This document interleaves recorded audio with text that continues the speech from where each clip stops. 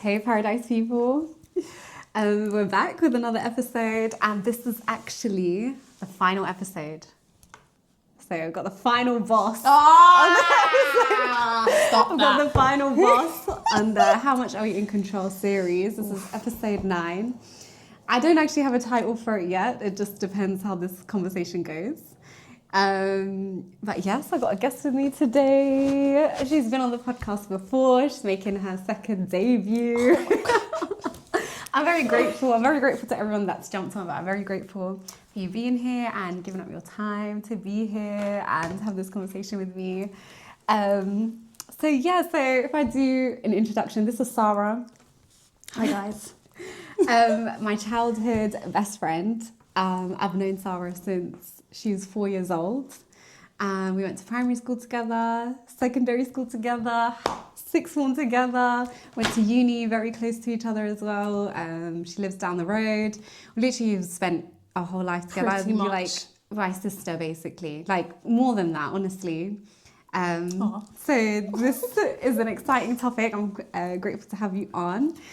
So I'd like to start by asking, who are you? If you could introduce yourself. Oof. Well, okay. So, I'm happy to be back. Who am I? I'm Sarah. You know, I'm a child of God.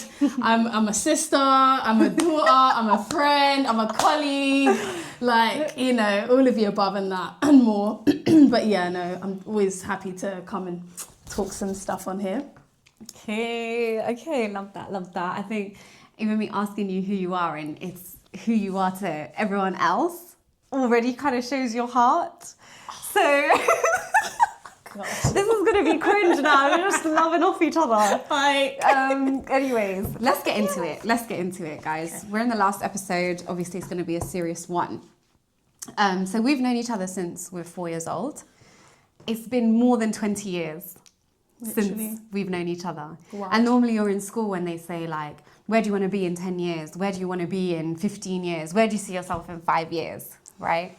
So my first question to you is, where you are now, is this where you saw yourself to be? Ooh, that's a good one. That's a good one. What in comparison to what when I was young and I said what I wanted to be in terms of where I'm at now. Okay, because I can't lie, it has changed along the years. I'm gonna go with yes and no, because yes, in terms of career to some extent, you know, I'm still in the process of trying to finish doing a couple things, but in terms of career, I've accomplished a few things that I am proud of. In the field that I wanted to be in, I'm still in that field, so praise God for that. In terms of why no is because I think as I've gotten older, my juggling skills have like fluctuated. So I feel like when you're young, you're basically like an octopus. You can do so many things. You feel like there's nothing you can't do. So, you know, whether it's school and then extracurricular, whether it's jobs, work, whatever, even if it's being playing different roles in your family or with your friends. So I feel like with that being said, I've been stretched out in a way where I'm like, okay, maybe it's time to just pull back a little bit and to just sit with myself and be like, okay, cool. Because obviously there's always the social stuff where it's like, oh, okay, by this age, I want to have done this, I want to have done that. And again, I've ticked a few boxes, but I think there's still more boxes yet to tick. So I don't think I can give a conclusive answer for that one, I'm not going to lie. Because, you know, but overall, I am happy because I'm not going to complain. I'm healthy. Like, there's nothing, like, praise God, like, everything's okay. Everything is still good. So I'm, like, all praise to God. Like, I'm happy with my life, generally. I am. So, yeah. So then actually, wait a minute. Technically, yes, because ultimately, all I've wanted to be is happy. And I am happy. So perhaps in some sense, in the way, I guess, yeah. Okay. So the question was, you know, they say, where do you want to be in 10 years? Where do you want to be in 15 years? Blah, blah, blah. You're saying that where you said that you want to be, let's say you're in high school and they tell you, where do you want to be in 10 years? Yeah. And where you are now. Ultimately in high school, you said, all I want to be is happy. Yeah. But you also had dreams. Of course. And goals. Yeah. And things that you want to do with your life. Yeah. And you're saying that when you're younger, there's a part of us that feels like it's possible to do all of those things. Yes. But now that you're here, you've had to draw yourself back. Like, what changes? Like, what do you... Life, bro.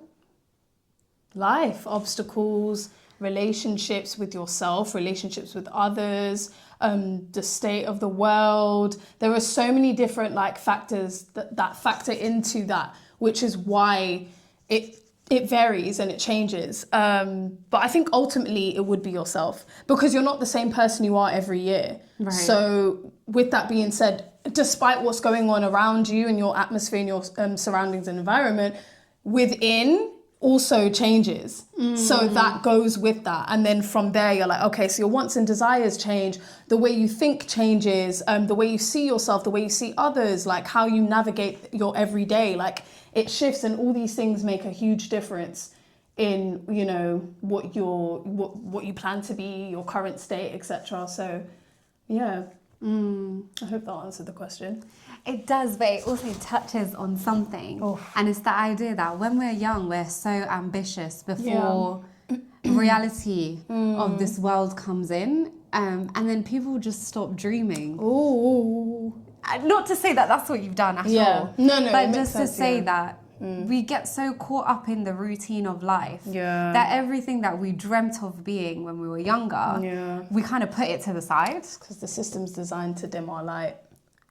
I think ultimately the system is designed to dim our light. How they structure things, but it's our responsibility to always try and like counteract that, to not allow it to. But it's almost like we find ways to adjust, because it's not as if like the lights are off. The lights are not off. The lights are still on. The light bulb is still present. It's whether or not, you know, you allow it to brighten every room you walk into, or maybe 5 rooms out of 10, for example. But yeah, I don't think it's a thing where we completely stop dreaming. I think maybe we stop acting on our dreams, or we put them to the side because we know our desires change. So then from there, we're like, actually, I don't have a fire for this right now. I actually have a fire for this. So I don't think we ultimately just stop. I think we just redirect our, you know, our focus on different things and give that our ultimate energy, as opposed to when we're young and we're like, yeah, I want to be an astronaut, I want to be a firefighter, I want to be a, you know, I want to be a doctor and all these things. And obviously they are still possible, and there are still people that have still lived that dream out. But also, where did that dream even come from, even when we were kids? Because you know, even when you're a child, you still don't, like, you're having these thoughts, but it's like, if a small, like, 5-year-old starts screaming, oh yeah, I want to be, you know, a lawyer, for example, most of the time, check to see where their background is, like, what's their ethnicity, what have they heard in their house, what conversations have been had around them. Like, your environment shapes you from day one. It doesn't shape you from a certain stage. Do you know what I mean? So even that in itself, was that ever really that child's ambition? Okay. But yeah. So wait, are you saying that these... Sorry, I know I did a little... No, I hear it, but it's like, how valid are those dreams when you haven't experienced life yet? You haven't experienced the reality of what life could be. Yeah. Before, and you've had those dreams. But at the same time, you also said something which maybe not have been your point, but what is it that you wanted to be a lawyer, I wanted to be go into finance. Yeah. That's actually what we're doing now. Yeah. From high school, you was in those classes doing the debate clubs and all of that. Yeah. And I was in economics club. I naturally you were selling books. Yeah, I was. Yeah, I forgot about that. That was the vibe. That was so funny. But like, naturally, like you said, like where's my fire for? What's my fire for in that moment? And if we're always carrying our soul, that soul is with us. It's just this flesh that has aged. Yeah. That soul that we've had, with that fire and desire for things that we've had. As we continue to experience life and experience reality, I'm trying to get to the point of, is that dream, that ultimate thing that we had from the beginning, isn't that that doesn't leave. How many people do we hear, It's true. like in their old age, say, "Oh, I really wanted to be a thing when I was younger, and I ended up doing this." Like that, everyone says that. It's true. It is true. So, I guess that goes on to my next question: is like, where do our interests Stem from. come from? But like that voice that's driving you to go towards that direction. Like, what is that? What motivates that? Ooh. I mean, initially, yes, okay. In most situations, it does come from within, but you're talking about originally. I think our characteristics, a lot of the time, we will show our personality obviously from such a young age. Like there were a lot of things that were thrown my way. I think getting into law was something that was spoken over my life from when I was a really young child, because I just happened to have been a very opinionated little you, and I was very loud, and I was really, really like for the truth. I always used to, I was that kid that used to get slapped for like talking too much. And like, if you know how in households, how it goes, in the sense that you keep things quiet, but whereas I was the child to be like, yeah, but that doesn't make sense. You don't like her. Why are you saying that? Like I was very, very, very direct growing up. And I could argue for days. I could argue about absolutely anything. So from a young age, a lot of people used to speak over me like, yeah, this one needs to be a lawyer. This one's going to be a lawyer. So they used to say these things over me. So I do think people can speak things over your life as well, based on the characteristics that you show. They can, look at that and be like, oh, this person suits this category and whatever. And the fact that I'm still in the field is obviously like, it makes sense because I actually enjoy it. It's not something that I'm doing like for my parents. I genuinely do enjoy the field that I'm in. So, that's just, I guess, a double bonus and a blessing that be the case. And, with you, like you've actually always really been good at maths. Like, so it makes a lot of sense, but you also like helping people as well as, being able to give like financial advice and, keep people motivated. Like you've always had a flame for that. So I think that it suits you as well. So interesting. Like it's actually so interesting because every single person is unique. Like, yeah, there's so many people out there that enjoy like studying finance and doing financial things. Or there's so many people that enjoy doing lawyer and being a lawyer and want to study law. Yeah. But actually on an individual level, everyone's unique. Like, yeah, I know I already touched on this in another episode, but everyone's individually unique. So was that already written or do we develop into that? Like, are we born with a personality? I mean, yeah, of course we are. So we come out of the womb with a personality? Definitely. Bro, I've heard some stories from when I was born. I've heard some stories. Yeah. Because like, yeah, I think so. Because when I was 1 or 2, my parents have always said to me, like, you know how like as a kid, like children will, scream and cry when they wanted to like get attention or wanted to do something. Whereas when I was young, I used to like, when I was tired, I would just crawl and I would just disappear. And then my parents would just find me asleep. And they were like, you've just always been like doing things like, if I wanted something, I would go and get it. I would hardly ever be a nuisance about it. I would just, something in me was just like, oh, we want it, go and get it. And, that's one of the main reasons why my parents always say like, we knew you were going to be independent, because from when you were a baby, you would crawl to things you wanted. You never used to kind of annoy us about it. You would just go and get it. These lot will be looking for me around the house, and I'll be like I would have climbed in somehow to that cot and I'm just fast asleep. And there'll be like that guests in the house and everything, and I'll fully just go to bed. I wouldn't even tell anyone. I would just go to bed. Put yourself to sleep. Yeah. Don't make it dark. No, it's not dark. But it's weird. All right. So you're an adult baby. Yeah. That's actually, wow, that's a new one. That's the best way to put it. But yeah, my parents have told me a lot of things from when I was like really, really young. Yeah. So they were like, how you've turned out now, we saw it. So do you think I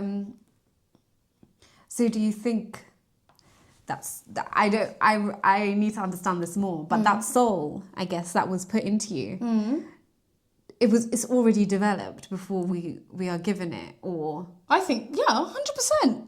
100%. It already got its own characteristics and... Yeah. 100%. We're like, in a sense, like the shell, like that's like we're growing. Obviously, as human beings, we're gonna grow, but our soul, I don't think. How many times have you heard someone say over a little child, "Oh, that's an old soul. Oh, this, that." Like, I've also been told that I'm basically my grandma, like my mum's mum. Like when my mum describes the type of woman that my grandma was, obviously I wasn't fortunate enough to meet her, but she was like, you're basically her incarnated, like you are her in every way. Like everything you do, the way you think, the way you move, my mom's like, you are my mum, which makes I'm named after my mom's mum. And she was like, no, you are her. And it's so crazy. Like, it's so crazy. So obviously, I don't know innit, but I can only tell you from what I was told growing up. And I think we knew each other in another life. I'm 100% sure about that. I don't care. It's not. There's no coincidences. Nah, it don't make sense. There's too many things. Yeah, it's too much. This is like doing this series is making me understand that if even our soul had a personality before it came into this body, and then this body is a manifestation of the soul, then in what part did I play? Do you know what I mean? Except for my ego thinking that it did something. I did that. What? Yeah. What part did I play? I've just been minding my business. Do you know what I mean? And then I bumped into you. Yeah. And then we're like 4 years old, and then we've just been like combined, helping each other. Then we're joining forces on this path, and like your personality is leading you towards like studying law and fighting for justice, and my personality is leading towards financial freedom for every strong. Sorry, this is me on the journey of life, right? And then life comes in and like teaches us lessons and brings all this stuff in. Yeah. So, do you think that your life has already been written? I mean, yes, I'm not gonna lie. I do believe that. I definitely do. So where does like the freedom of choice in deciding what your life should be or what you want it to be? Where does that come into play? Do you know what it is? Oh, it's weird. It could be like a huge multiple choice. Our life could be a huge multiple choice where there's like, let me land. Whereby, there's, say for example, there's A, B, and C to choose from. And, you know, God has our lives lined up between A, B, and C, but we still have a choice to decide if we're going to pick option A, option B, or option C. But either way, I think the outcome will always be the same. Outcome will always be the same. Yes. God has definitely mapped out our lives from beginning to end, and we're just somewhat kind of like the puppets in the play, you know, but we still, perhaps it could be argued that freedom of thought is an illusion in itself. It could be argued. I could hear that argument out. But in reality, I think we still have a conscious mind, and we still, you know, go through different things, and we do make choices. But I do think ultimately God has every single person's name and you see that drawer, and Bruce Almighty like pulls out the drawer, and he's like, okay, this file, that file, this is exactly how this person's going to come into this world. This is the life they're going to live, and this is how they're going to die. Like, I think God knows our story from beginning to end. It's us that doesn't know it yet. And we know it by making the decisions and by carrying it out. Interesting. But yeah. So let's say you're like, your written life is there. It's there. Your written path of how your life is supposed to go is written there. So would it also be written that you were not going to fulfill what was written for you? No, because isn't that kind of a bit of a contradiction in a way? Because what you're saying is to say that free will doesn't exist if it's already written. So is the choice of the multiple question choice, is that an illusion? This is what I'm saying. Ultimately, I don't know. This is what I'm saying. This is something I do still. Yeah, this is something I go back and forth about. I don't know the ultimate like reasoning, but this is the thing. I do believe that ultimately God has got the whole script in terms of where freedom of thought comes into that, I can't say for certain. I honestly don't know. I'm gonna have to read more and see if I get that answer. But I think that one there, I'm open to discussion on that one still. It's interesting. Yeah. Because in scripture it says God has plans for us. He has plans for us to prosper. He has a hope and future for us. So there's a lot of people, even believers that do not get there. Do you know what I mean? They do not fulfill the life. They do not fulfill the potential of the life they've been given. Ooh. That could be us too. Because we could be completely knocked down. Well, I, on a personal one, was completely out of it for 2 years of my life. Complete whole plan that God has for me. I didn't even know God at the time. But to hope and future and prosper, it was dark. I could not see nothing. Do you know what I mean? There was none of that. And if I was going to create this hope, it was all ego-based. And I was going to be rich. And I was going to be... and it was also all going to be off my own back, basically. That all of that switched up and changed. But my point is like despair, or I don't know what I'm trying to even say right now. But God says that's his plan for us. And a lot of people lose their hopes and dreams by the time they're 30. A lot of people, this implanted desire to...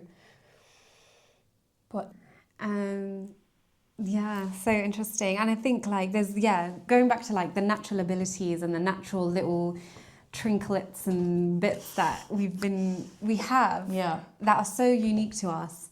Like for me it's like surely these should be used. So even you say you've been given the ability to sing, which maybe you won't even say yourself, but I will say it. I didn't say all of that. Sarah can sing really, really well.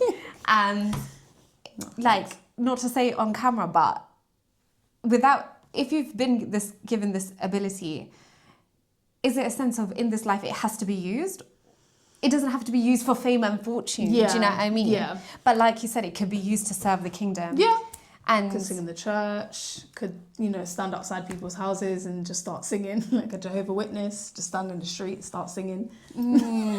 So many ways. And maybe it's like not even down to us to try and figure out, but it's just about us being ourselves. 100%. I think ultimately that's always the thing, to just be yourself. And I think if something is also knocking on your door, that's the easiest way to know that this is something you're supposed to fulfill.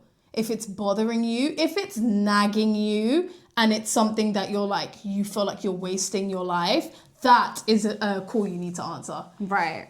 The ones you could put to voicemail are the ones that are, they're not from God. But in reality, if it's bothering you, if it's knocking on your door, it means that it is something that, you have to fulfill. And I know, like, not everyone believes in God, but everyone has that experience of something that consistently pushes them to do this thing.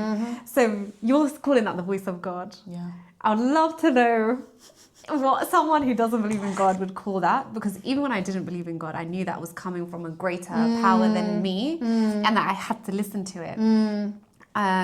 But before I go into the next question, you mentioned like that your family always compare you to your grandma. You say like going back home to Kenya and meeting your family and stuff helps you learn about who you are, and it's not even on a surface heritage basis. It's actually on a deep 100,000,000%. My goodness, whenever I go back home, it just puts everything into perspective.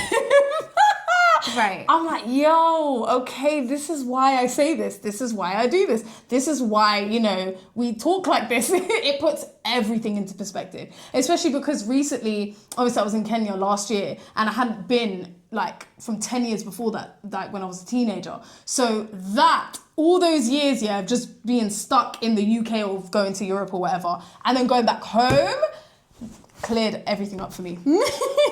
Of why you even desire to do certain things. Yes, 100%. Yeah. Because I was deep in it and I was like, it's not a coincidence that we are manifest here as the specific heritage that we have. Like our food is what fuels our body, and like if I don't have my country food, like that's what we use to heal our body. Even like when you're sick, you have your country Remedies, food, and you have the recipes that have been passed Yeah. on for centuries and centuries and centuries. And This they work. body has kind of been designed, even in the way that my skin color is or whatever, however my body needs to be, is fueled by that food. It's not fueled by the food that is made here. Do you know what I mean? Yeah. But I remember when Naze came over and she was like, "We're dreamers from the tribe that you're from." Kikuyu, yeah. Please, can you explain that? No. You've held on to that. I couldn't believe that. I was like, crying. wait, huh? That's so insane. Yeah.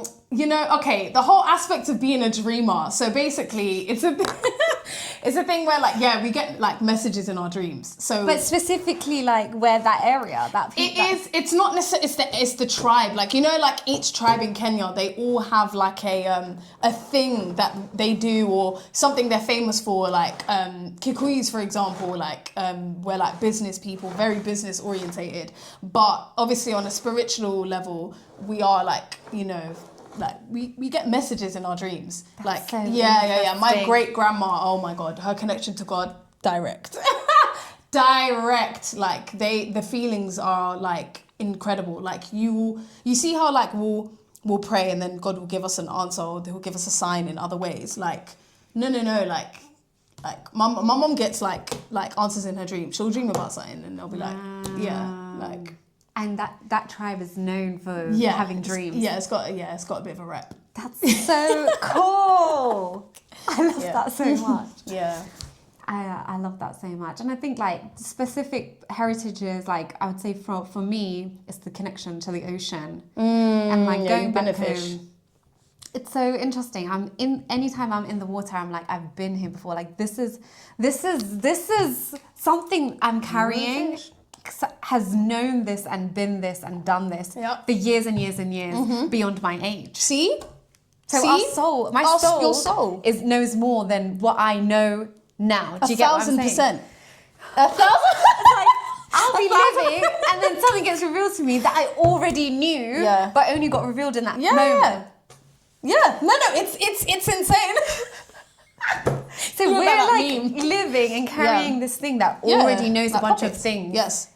Yeah, he was protecting us this whole time. That's why there's certain things like once you've advanced your knowledge and matured in faith, like you can't do certain things, or if you do, you're now doing them with a conscious mind and now the punishment will be greater because at the end of the day, you're choosing to do this. I feel like there was a level of innocence when you were a bit younger because you hadn't already unlocked or accessed that level of knowledge yet on a spiritual deep level, so that there's a speck of innocence towards it, whereas now I can't do what I did when I was 18 to like 24, 23 even, like I can't, do you know what I mean? Like my knowledge I've been exposed to too much, I've understood more, like God has blessed me with a certain level of knowledge, so now I'm like, we gotta walk in that alignment and, you know, make sure that we're ready for the next stage of the information that's yet to come, because we're not done learning. Yeah. Defo. Yeah. Okay. I think, like the ancestral line and the heritage, all of that is so important and plays a part in our purpose as well. Absolutely. Yeah. Are there things in your life that constantly call out to you to do, like an idea or goal? That we were speaking about it before, but yeah.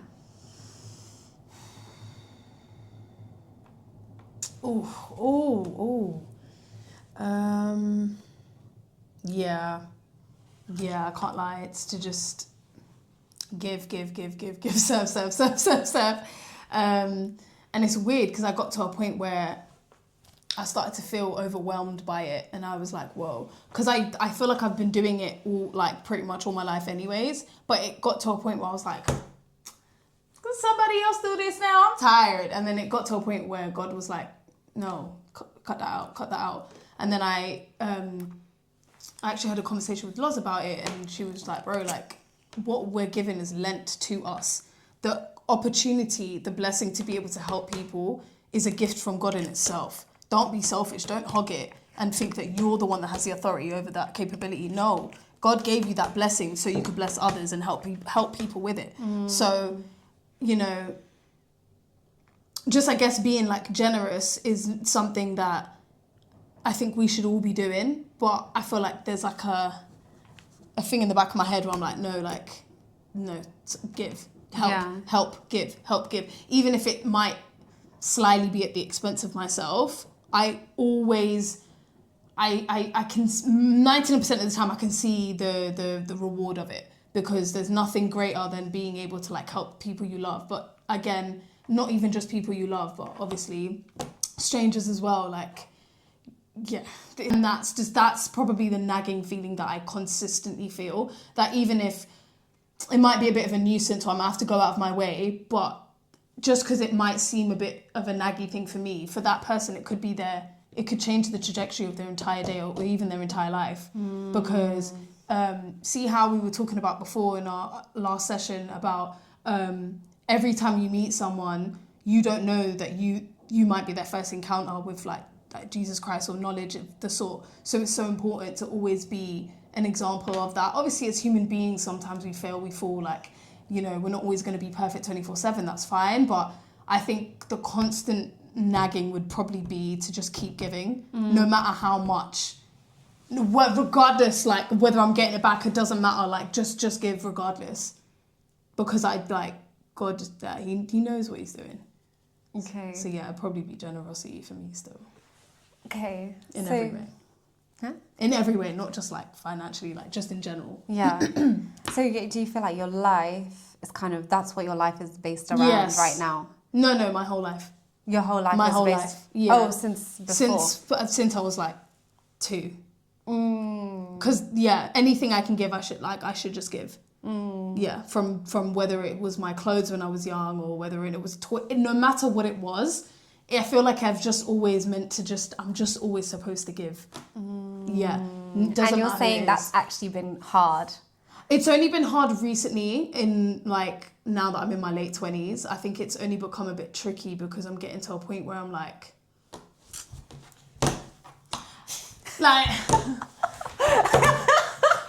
who's putting their hand up for me still? Yeah. But I always do check myself with that, because I see God's hand in every part of my life. So I have to quickly slap myself back into, you know, reality, and to not be ungrateful, because there is no denying that, like, I'm blessed, so how dare you even complain? So, but there have been moments where I have felt a little bit like, who's gonna hold me though? Who's gonna get me though? You know? So, but it's okay.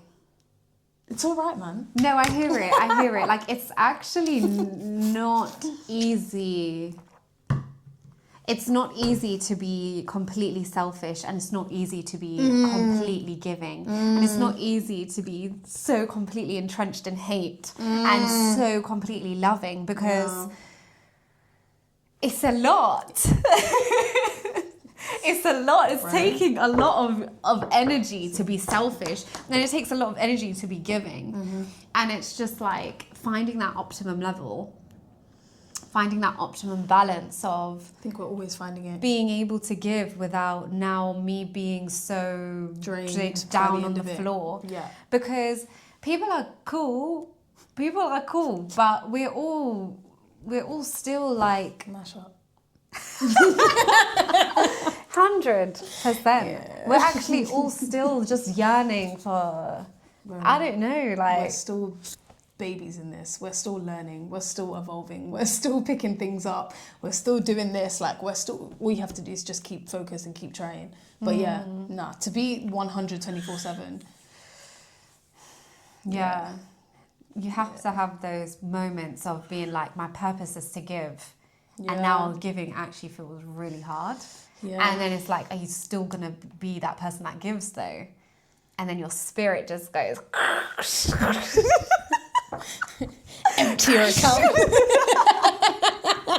Your spirit literally goes like this, and then it's almost like you've just stepped up a ladder 2 steps. But just to even step up those ladders 2 steps is like tough, but it's needed. But that's why you need those moments to Yeah. refine you, so that you can be G-checked and so you can elevate, Yes. and so you can climb back up. Yes. If you don't have these moments, then you're never really going to evolve. You're never really going to learn. Like I've said this before, like about being grateful for every bit of turbulence, because I've always learned from it. And if I didn't like deal with certain things, I wouldn't know certain things that I know now. So I am grateful for certain things that have occurred. Otherwise, my knowledge I don't think it would have evolved. Or even if it did, it would have evolved a bit slower, perhaps, or I would have taken too long to get to that point, as opposed to now, because it's come with like pain and anguish. I'm now like, I have to face it. I have to look at it from all angles. And from there, that's when you like grow. See what I was saying about the beak, the thing that the eagle that breaks its beak or whatever, and it's like renewed. You gotta just, that you gotta sounds do that. so painful. Yeah, it is. What in life is Yeah. not painful? Yeah, I think Yeah.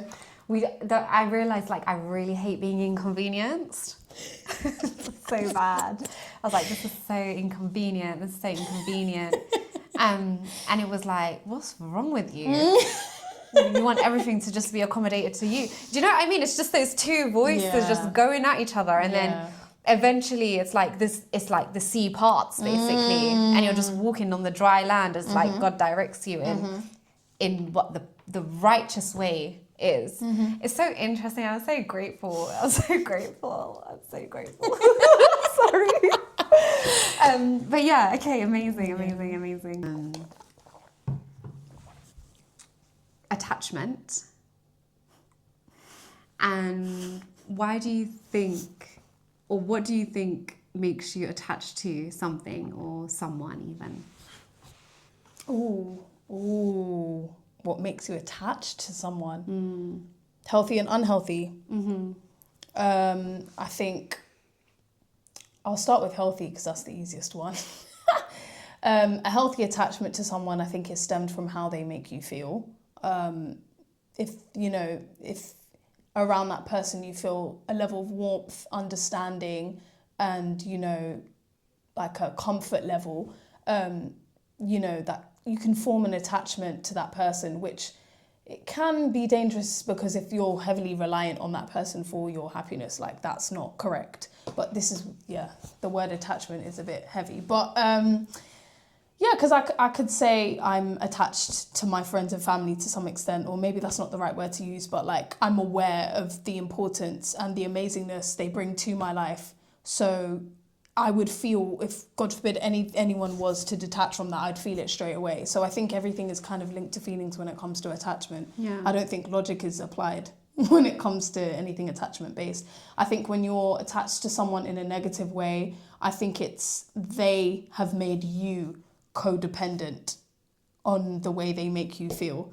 They have made you. Yeah, they have, yeah. They've done it. I think when it's healthy, when it's a healthy attachment, you're the one that's kind of leached onto them. Whereas when it's an unhealthy attachment, they have made you. They've gone and got the hook, and they've made you attached to them. Really? They've tethered, they've grabbed you to do it. 100%. I think they are the ones that did it. Whether or not it's intentional or unintentional, they're the ones that grabbed your soul and said, intentional or unintentional. Okay. Yeah, I think, they've yanked you and they've got you. And that's when all hell can break loose. Okay. Are you saying like healthy attachment is a type that's under control, and then unhealthy attachment is something that's not in control? Yes, because you're not the one who you didn't make that order. You didn't originally place that order. Oh. Yeah, you didn't. It was something that they most likely did to you. And you're under the illusion that it's you, but that's part of it being a bad and unhealthy attachment, is that you're under the illusion, you're thinking, I'm the one that's attached. No, they made you attached to them by their wicked ways. Yeah. Whoa, hold on. How are we going to remove the accountability of that person's attachment to them? You have to identify it first. How can you know that you're attached to someone in a negative attachment? Like, how can you be aware of that if it's an illusion? I think if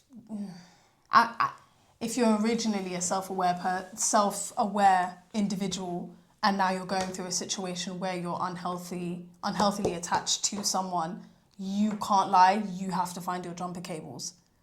You have to reach within and find your jumper cables, and you need to yank yourself out of that. Because I'm not going to lie, when it comes to unhealthy attachment, nobody else can take you out of that. You can only take it out. You can only pull that cord out yourself. Yeah. No amount of advice and videos and books you read is not going to... No. If you have an unhealthy attachment to someone, you're the only person that can remove it. When I say you, ultimately, you need to go to God. You need to go to God, because God will give you that. He will give you that boost. He will show you signs. Ask, like, bro, seek and you will defo find. Like, he will show you that this is how you do it. And he'll start putting things in play. You need to be willing to want to let go of that attachment, though. Yeah. No, it starts with you. That's what I'm saying. Nobody else can pull that cord. Yeah. It's you that has to get to a point where you're like, this is so unhealthy. This is so dangerous. Enough is enough. Because that person dictates your mood, your feelings, your everyday. Like, they are now altering how you are, how you treat people, how you treat yourself, like your relationship with others is now, everything is tethered and linked to that person. That's dangerous. That's codependency. And especially if it's a bad attachment, like you're probably not even, you're going to transform into a person that you're probably not even going to recognize. That's why a lot of the time when people come out of really wicked situations, they don't actually recognize themselves, or they get brain fog, because you were placed in a state of reality that wasn't even yours. That wasn't even real. It was not real.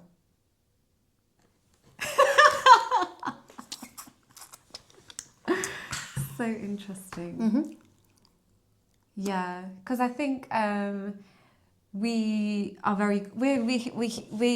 coexist, like, and we have our communities and we have our people. Then we become attached to people, and we become attached to like things that attract us to them. And I think like that's also part of our soul and our natural nature. Because why have you now become attached to this thing or this? Yeah.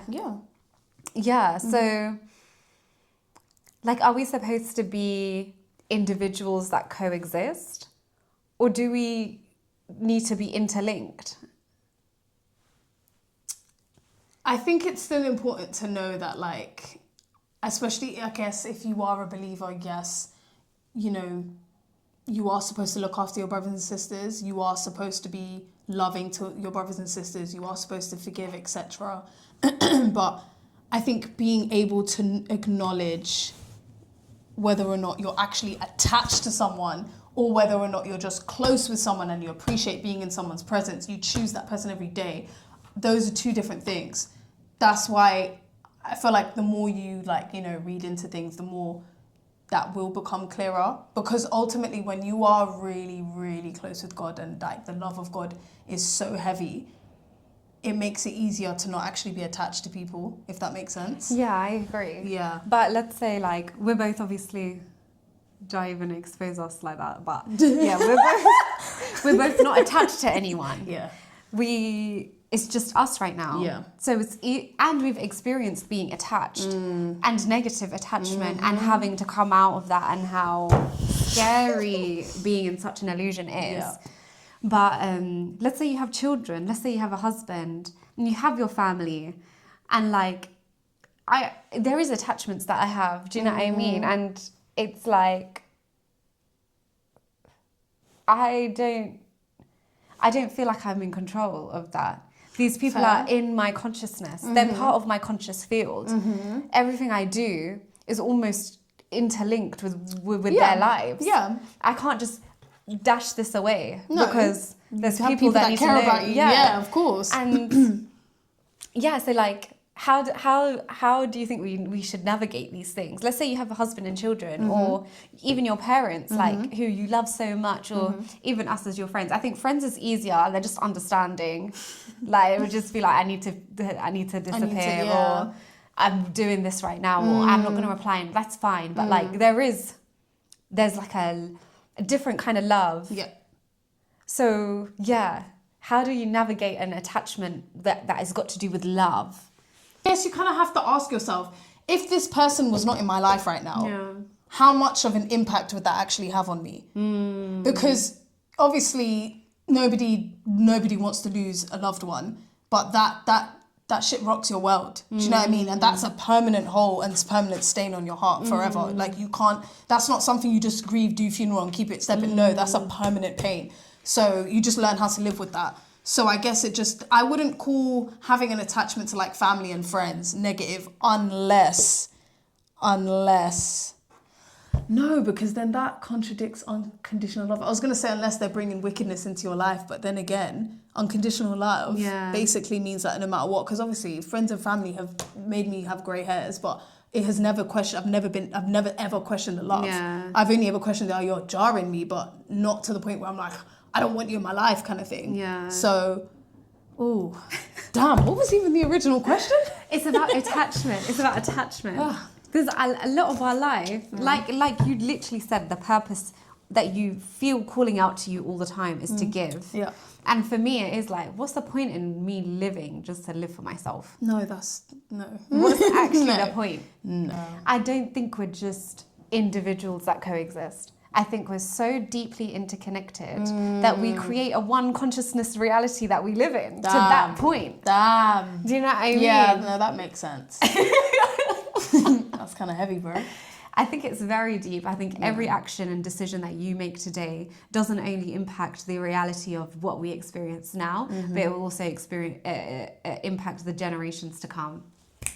And people will say, oh, stop. I think we're so deeply interconnected that we can't even help it. Yeah.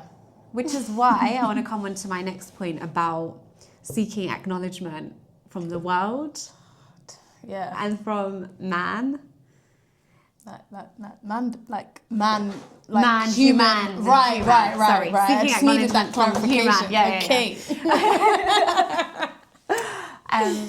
I guess like even in the attachment thing, like it's very maybe easiest for us to say that we're not in some negative attachment style. But if we now were to fall in love, sorry. like if we were now to fall in love, our heart is like it's our heart.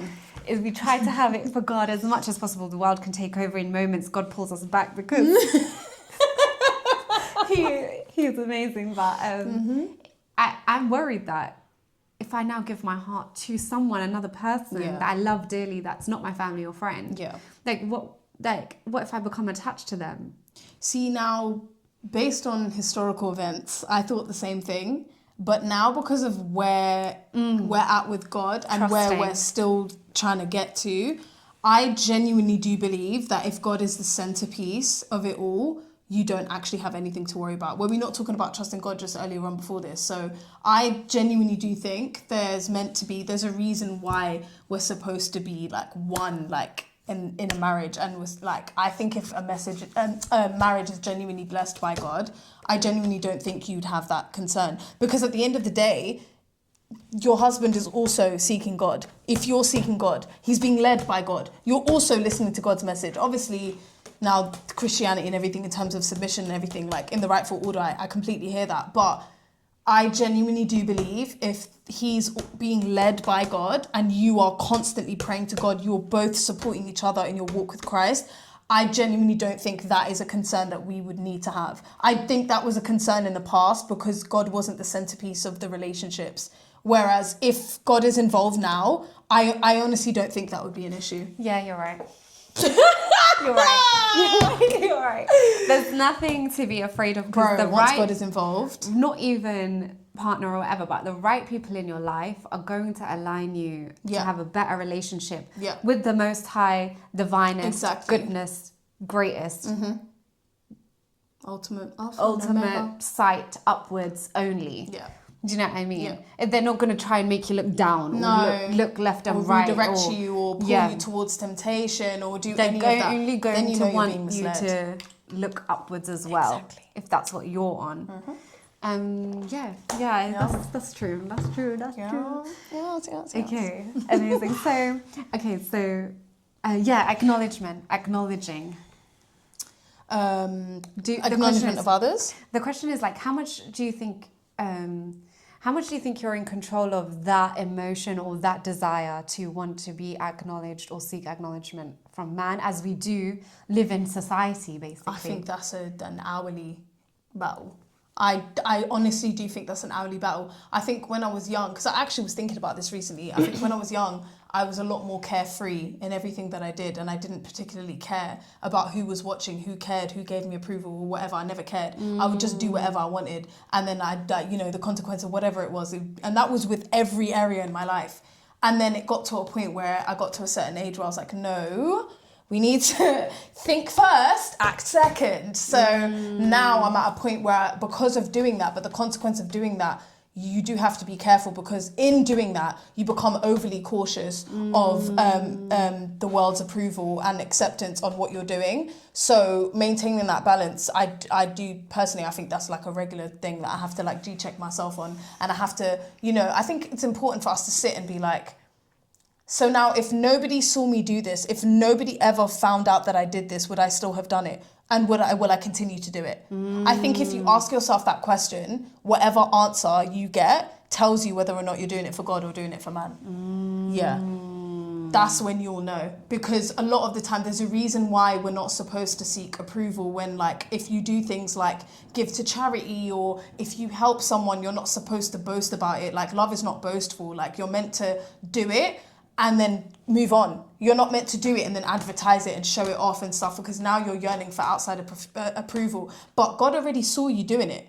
God already saw you doing it. So why do you care about person A, B, and C seeing it? But God's already seen it, and it's now on your record. But because I feel like sometimes now you kind of almost remove it off your record, because you didn't do it with a pure heart. You didn't do it with pure intentions. You did it for the wrong reasons. So I feel like that kind of counteracts and that kind of voids the blessing, not gonna lie. 100%. Because a lot of the things that I did have to G-check myself, and I got to that point because I felt in me feeling frustrated when I'm giving, that did tie into, but like, there was moments of ego where I was like, I did this and this person didn't do that. Why is no one focusing on that person? Like, why, whether or not it's imbalance in families and stuff like that. Like, I got to a point where I was getting irritated, and I was like, this why is not fair. no one seeing what I'm doing? Yeah. And it's like, this person doesn't even do anything, but with me, like, it's I'm doing the best I can, and it's still not enough. Like, I did get to that point, and I had to really sit with myself and be like, shut up, bro.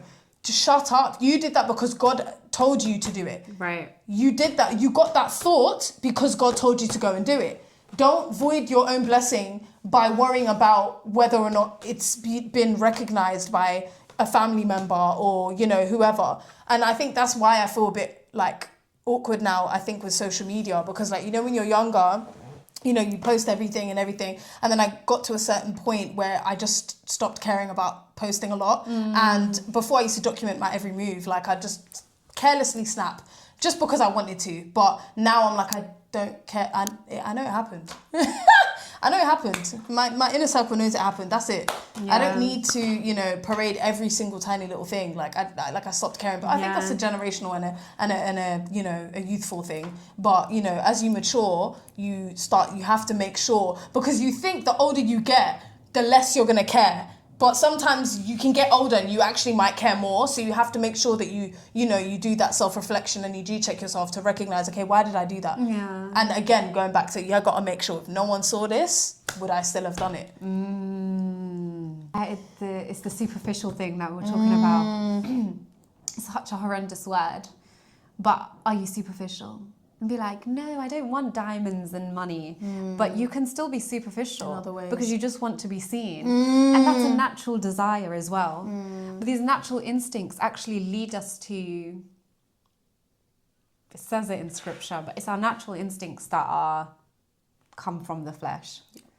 To be road rage and all these things, like those natural instincts that we have of impatience and get angrier when you're driving and feeling like things are getting inconvenient, or even, I guess, like I was watching a video just before and it was about Matthew 7 and Christ is preaching, and the first thing he says is, do not judge. This is our natural instinct to judge. It's our natural instinct to judge others and point other people's flaws out, and it's our natural instinct to want to be liked. So it's like, how do you overcome these natural instincts that now, as you seek to want to be pure-hearted, become more into your conscious field and you have more awareness of your like natural instincts. It's so difficult. Oh, that is tricky. But it is well for someone that is able to surrender and say, actually, this is beyond me, but I want it to be fixed, letting go. But then if someone doesn't believe, I think what you still said, it still stands. Like, God saw me, God sees me, that's all that should matter. But you, whether you don't believe in God or whether you believe in God or not, you know you did it. You know you did it. Why does anyone else need to know that you did it? Exactly. Why does anyone, like, social media is a madness. Bro, that's a whole topic in itself. It's actually a madness that's going on. That's bringing us is removing our own being able to think for ourselves and making us superficial. Yeah.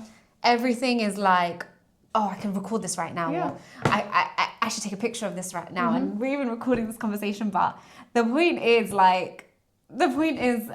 wanting to be seen, wanting acknowledgement. Yeah. And if it is rooted in that, if everything you do online is rooted in that, then that's scary. Yeah, because I can notice that in myself and be like, this is like, I feel like, nah, cut it out. If your arm causes you to sin, cut it off. So that's a mad one. And yeah, it's the natural instinct. And you mentioned something actually, and you said like when you're younger, you don't really care. When you're younger, you don't really care. But then when you get older, you become more aware. And when you said that, it was like, it's more aware of like societal norms and political, what's that word? Politically correct? Yes. Yeah. Being politically correct and being conforming. That word. Yeah. When you're younger, you have that rebellious spirit. Just don't care. But as you're told more and more rules and more societal norms, for some reason we want to follow them. We want to like fall in place like a puzzle. We don't want to stick out. We don't want to stand out. We don't want to do too much. We don't want to be too loud. We don't want to, naturally you want to be, more mature and stuff like that. And like a lot of the time you tie maturity in with being a bit, not dull and boring, but just suited and booted and, polite and, like you said, politically correct. So, but you need to make sure that you don't lose yourself in that transition, or despite how crazy the world, because the state of the world right now, we don't even have enough time for me to get into that. But the way the world is now and how you can't speak freely anymore is probably something I have a daily struggle with, like having to think first before I speak to anyone I meet, because I have no idea what, political stand. Yeah, like what's allowed, what's not allowed, what I can and can't say. And it's just like, and I guess that's the world's way of getting rid of basically the truth, because they want us to lie. A lot of the things that have changed and the things they want us to say is untrue. Like, it's not true. Like, I'm not going to get into it because, again, I don't know if I might offend someone, but in reality, there's all the things that have changed are like fake. We used to, as a society, like, we used to be able to just speak freely. Yeah. And now you can't even say so many things. You because can't say so many. you just never know. But how can you not say what you want to say? Imagine. How can we live in a world where you can't say what you want to say? And then they say that you got social media where everyone can say what they want to say. You can't. You still have to be careful. You still have to be careful. How is that not the Big Brother house? Oh. There's that book, 1984 or something, and it's like they're constantly being watched, and anything they say will be heard on radio if they speak against the government and stuff like that. Oh, God. And it's just like they could not speak against certain things, and they're just constantly being watched. And yeah, it's like, so what's happening. If we don't like rebel against that though, like if we don't decide to not conform to that, then isn't it gonna like it's gonna consume us? It is consuming us. Isn't it gonna reinforce it? Yes, or compress until we've had enough, until it crumbles, because we can't help but be who we are. Scream. Yeah, we actually can't help but be ourselves. Yep. And that's what they're trying. That is what they're trying to change. Yeah. That's what they're trying to do. Like, hence They're locking us up during COVID, hence the advancements of AI. They don't want us to think for ourselves. They don't want us to... That's why a lot of young people struggle with social skills and they're unable to, communicate with the outside world accurately because they've designed it in such a way where they want everyone to be socially awkward and they want everyone to be in isolation and they want everyone to just be glued to the screens so that we're not able to think for ourselves. It's literally that, I don't know what cartoon that is, where like their eyes are swirling and everything. I know that was Incredibles 2. They incorporated that in. I don't know if you guys have seen Incredibles 2, but they incorporated that in that sequel when they said, they're trying to control our minds. And it's happening right now as we speak. And we just go along with it because we're tired. They designed it in such a way where they've made the alternative inconvenient. And because a lot of people are tired, they end up just doing it because they're like, might as well. Yeah. Because you know what frustrates me more than anything is, the software updates on our phones. The fact that eventually I can only hold on for so long, but I have to update my phone. I don't have a choice. I have to update my phone, and I don't like the new updates, and I can't even go back. Yeah. I know that sounds such a minor thing, but that is something that I can't irritates me so much. It's just... I don't have a say in this. Yeah. It's so bizarre, like how many things we just go along with. Yeah. Accepting cookies. Yeah. The list is endless. Chocolate chip, all of that. You're so annoying. It's bizarre because I don't even know what I'm accepting. Exactly. I don't. And I don't have this, like you said, we were talking about these reoccurring things. I don't have this reoccurring thing to get rid of my phone for no reason. It's been there for so long. Yeah. I've had it it's like, nah. Yeah, if it's every bothering time. you, Yeah. it's bothering you for a reason.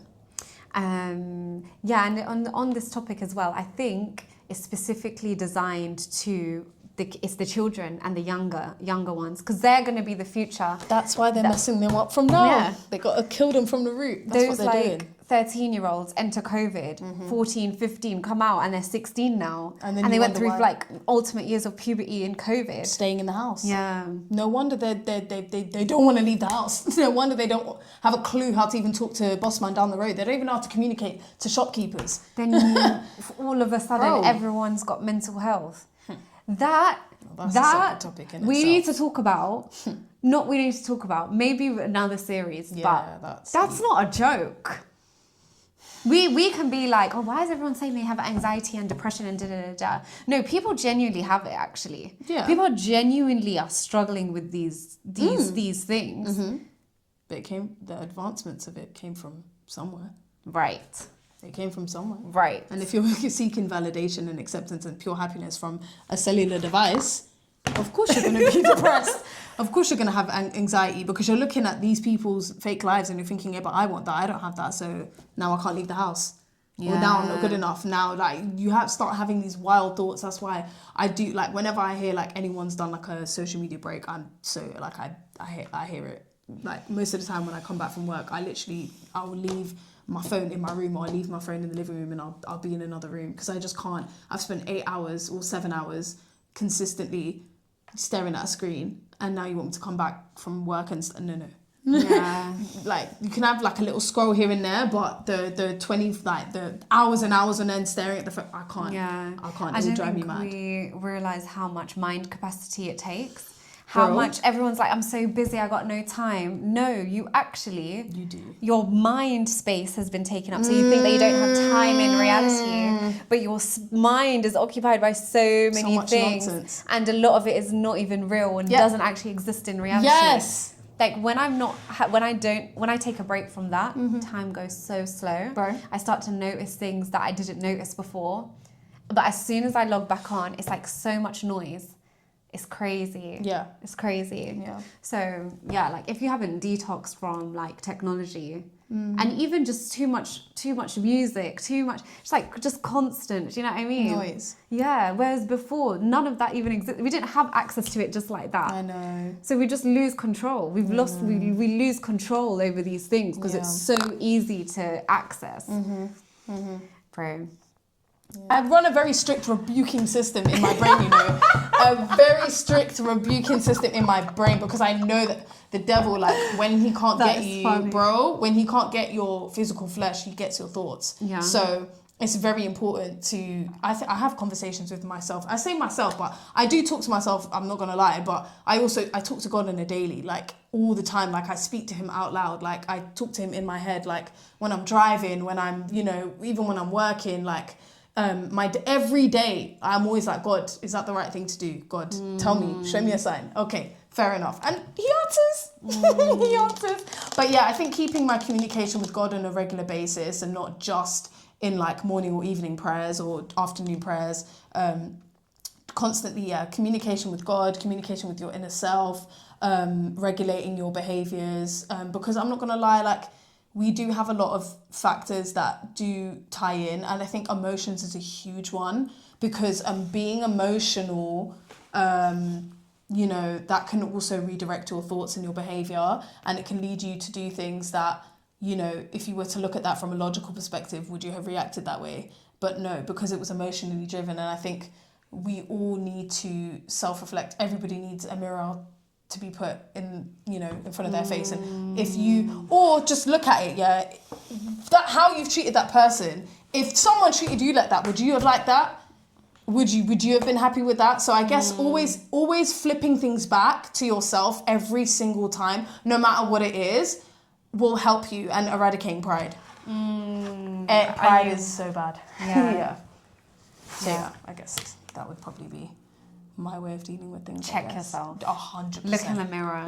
That's the only way. That's actually the only way. You cannot go every day in this world without G-checking yourself. You can't.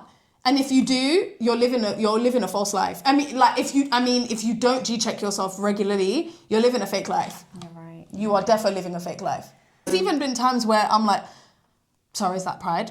And I'm like, no, I got rid of that years ago. I've even 100, bro. Because pride used to be a really big issue for me, and I have overcome it, but there are still moments where I'm like, I can be a bit stubborn within my own self. And then I have to actually sit and be like, sorry, no, stop it. That was pride. You might not want to call it that, but that actually is what it is. So fix it. And it helps. It helps. Because then after that, you feel lighter because, you know, and yeah. All I'm going to say is don't wait for God to expose you, because if you wait for God to expose you because you haven't done the reflection, it will hurt so much more. So do it within. Do that, like that inner counseling for yourself regularly. Yeah, I think for that to be applied for someone who doesn't believe in God, then you know there's a higher version of you. You know there is that higher self of you, because you have a conscious mind. That higher self of you that says, nah, maybe you didn't act right in this moment. Chats to you. Like you can't say that voice doesn't exist, but it's like the higher thought forms that we have that guide us. Do you think everyone has it? I do. Okay. I think people deny it and dim it down. But that's the suffering that they're experiencing in their life. They cannot say that they're good because they are ignoring their own consciousness and living in darkness and suffering. Right. I think that's what happens. Yeah. A big factor of this path and walking it is people that we meet. So how much do you think we're in control of who we cross paths with on the walk? Ooh, maybe 50 to 60%. Okay. Because when you're on the walk, you're going to encounter people that have a similar mindset as you and are looking for the same thing. So it's kind of like picking a little friend along the way, along your path, and you're like holding hands together, you know, and you're skipping and you're like, yeah. But then sometimes that person might get off at a different stop and they might come off. And it's not to say that that person is bad, but they might, just because, remember, this is your walk. You picked them up along the way. That doesn't mean that that's their walk. So they might needed to have been with you for that, maybe that 3 miles. Then they come off now and they go onto another path. And it's not a bad path necessarily, but that might be their path. Just a different it's path. just a different path. It's not even a bad thing. Then from there, you're going. However, we also need to recognize that with this walk, God can and will throw tests in our lives. And that's the best way for God to know if you're actually paying attention, if you're actually listening, and if you're actually taking in his word properly. And then he will send a test, and he will send someone who probably mimics maybe something to do with your old life, or mimics someone or is dressed as a good person, but in reality they're actually, you know, wicked on the inside. So you might accidentally, unintentionally, perhaps, take them along with you. Okay. Now they've gone with you for like half a mile. You're starting to feel a little bit off. Something's not making sense. You're not feeling the same skip-doo-doo-doo that you did with my girl Alison that you picked up from a couple of yards back. So now you're feeling something ain't right. Then from there, that's now your responsibility to now discern whether you shouldn't have picked that person up. Okay. But you did pick that person up because maybe you failed the test. Or maybe you were supposed to. Because that's what I'm saying. No, there's so many maybes in this, bro. I don't like, there's so much to this. But from there, yeah, I think we have a responsibility, because if we came off that path now and collected someone else and you branch off and now you've come off your track, that's on you, cuz. That means you've now reattached to something because that person has now messed up your whole situation. You need to be able to realize that that person is not meant to be in your life, or that person did come into your life to teach you something, but it can only be for a season. So we do have a responsibility as like believers to discern when someone is meant to be with you on your walk or not. Okay. Yeah. This is actually, oh my God, this is, okay, linking to ego. If you're sitting there and you're thinking, but, you know, if they're not going to do me, if they're not going to help me in my path, I'm just going to drop them. And it's like, that. I think that's ego. I think that in itself is actually being egotistical, and you're missing the whole point. I think you need to go back and read scripture again, because you're supposed to help people. You're supposed to be there for people. Obviously, if someone is completely taking your soul away, that's different. You have to be able, and you will discern along the way the more you read. But I think, you need to support people. I think everyone should be supporting everyone. But it's within reason. But, yeah. Wow. Okay. So you're like, it's not all about you. No. It's not all about, is this person for me? Is this the right person in my life? Is this that's ego. Is this like that person? You may be able to your spirit might be able to discern that this person is still of the world in this aspect and this aspect, but I'm not perfect. Exactly. And I have my flaws. Yeah. And there's something to learn from absolutely everyone, actually. Yeah. And even when someone strays you off your path, the amount of learning that happens. Bro. And your portals are opened when you leave your path. Like, you've opened portals to things that you have more strength and power over when it's just you, or with you and the right people. But when you like allow someone that's not really the right person for you, or whatever, you've allowed it to happen, or you've opened that door to that. You've now opened portals to their way of thinking as well. Yes. And how they maneuver, and you're like, wait, if they do it, then maybe it's okay. Because you kind of respect that person, and you're with them, and you're like, well, if they're cool, and if they're doing that, then maybe it's all right for me to do it. And honestly, that's like Bob Marley for me. Like, he's such a big inspiration for me. All his music is about the message and the word of God. Like, it's actually rooted in scripture and in truth. But he's a big smoker, and I would be like, yeah, but if Bob Marley can do it, then I could do it. It's just like, is Bob Marley a bad person? If he was here in reality, do I say I'm not going to be Bob Marley's friend because he smokes? That's dumb. To me, that's actually dumb. So I'm going to miss out on what this friendship can bring because I don't have self-control. At the same time, if that relationship is causing me to sin, then I should cut it off. But surely I should be able to be like, but I know that I shouldn't be smoking. Yes. Just because everyone else is doing it doesn't mean that I need to be doing it. Yeah. So now do I cut off friends because, or I cut off people? You need to cut off you, because why are you easily misled? Right. Why are you falling? That means you're not that steadfast then, because why is it so easy for you to just fumble? Right. Don't blame the other person. Right. You're the one who sinned. You're the one who fell back on your journey. If someone, for example, was a constant smoker, and you go and you hang out with them and now you smoke, that smoker was already a smoker before you got there. The problem is you, because you weren't smoking and you've gone now into their space and you've decided to experiment in that. So that's now on you. That's a you problem that you need to go sort out. It's not the smoker's fault. That smoker was already a smoker. Like, what do you mean? They were just living their normal day. They were having their normal life. It's you that needs to take the responsibility of yourself. And this is what I mean about G-checking yourself, to make sure that you're the one that's, not messing things up. And I think it's very easy for people to say, oh, it's that person's fault, so I'm just not going to hang out with that, or I'm not going to do that. This person is the cause of my fall. And now you're not taking accountability for your own actions. And that there is a problem in itself. And that is also tied into pride and ego. Yes. Bro, it all interlinks. Taking accountability is so important. For your own actions. It's key. Taking accountability. Key. Yeah. Yeah. Because listen to the lie. Listen to the lie. He's doing it, so surely it's okay for me to do it. Is he God?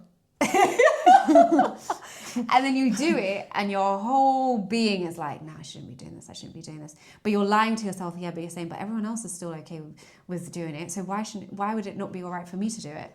Like at Christmas and everyone is doing what they're doing and it's a social norm and your whole being is telling you, but I don't really want to participate in not in Christmas, but like I don't really want to participate in the gluttony part of it, for example, of like overindulgence. Everyone's like, just eat as much chocolate as you want. But I can't. I actually can't. Yeah. But now I would look weird if I deny this chocolate. I'm just being dumb here, but I'm just saying like it's a lie. Yeah. That's a lie to say, yeah, but everyone else is doing it, so it's okay. That's a lie. It's not okay just because everyone else is doing it. That's an elementary lie.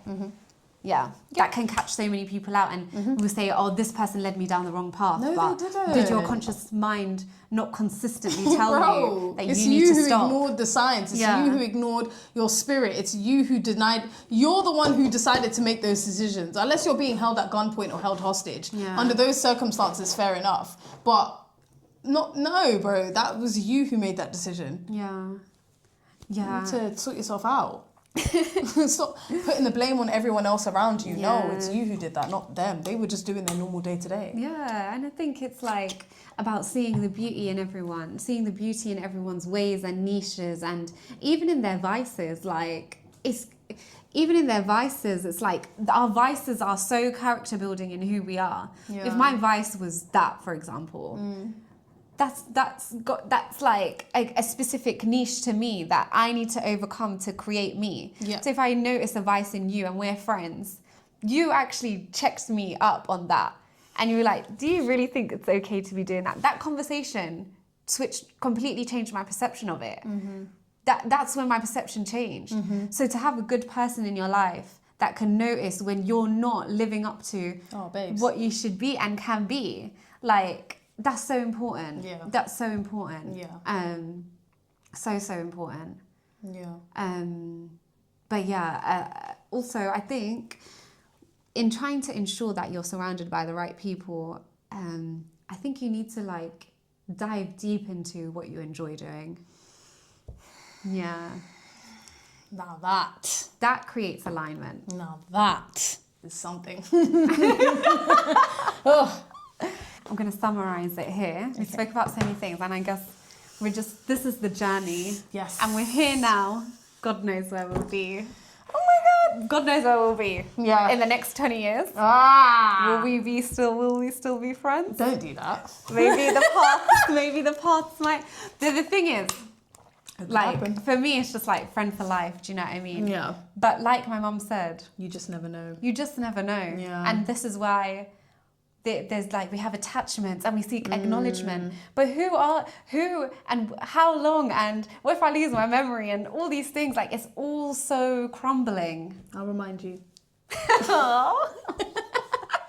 Yeah, I don't think you have a choice. I already feel like there's that inner knowing from my soul that says that they're already connected. It's a soul sister connection, 100%. for real. Like, yeah, I've known you from a past life. The soul has revealed that to me. Yeah. And then in summary. Yeah. Yes. In summary of all of this series, like, how much would you say we're in control? I feel like we try to control things so much. Yeah. Say maybe like 25%. Okay. Yeah. And that is, what's that? 25% control of? Like, I guess, ultimate decision making. I think if you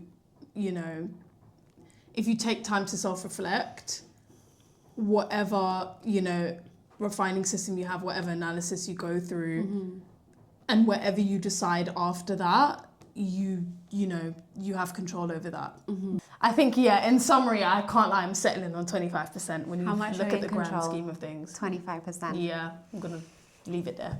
I think, how much are we in control? I think I'm only in control of how I decide to maneuver. I'm only in control in deciding to listen to my consciousness or ignore my consciousness.